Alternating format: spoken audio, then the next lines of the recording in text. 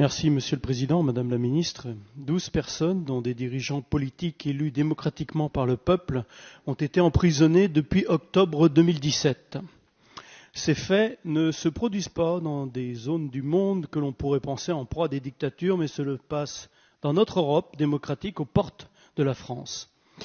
Depuis le 12 février dernier, l'Espagne est en train de juger 6 membres du gouvernement de la Generalitat de Catalunya, le président du Parlement catalan, ainsi que des présidents d'associations de la société civile.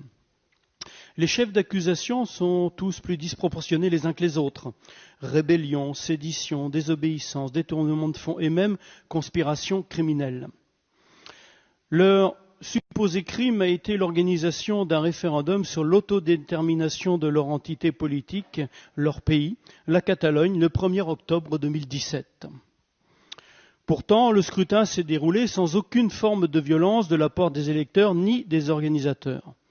En revanche, les violences auxquelles on a pu assister ont été exercées par la Guardia Civil elle-même, c'est-à-dire la police espagnole. Un certain nombre d'observateurs, d'ailleurs, sont allés lors de ce vote et ont pu voir que les violences venaient de la police espagnole.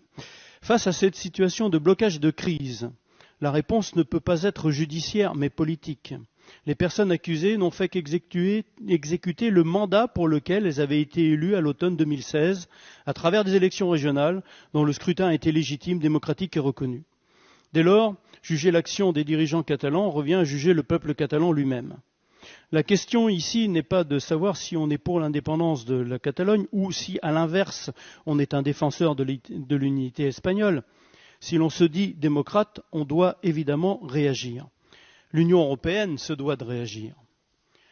À l'heure de la montée des populismes, des partis réactionnaires ou de l'accession au pouvoir en Europe de chefs d'État autoritaires bafouant la liberté d'expression, l'Union européenne ne peut plus fermer les yeux devant cette attaque des droits de l'homme, car le peuple catalan a un droit, celui de choisir son futur, et évidemment les droits de l'homme lui donnent l'autodétermination s'il le désire.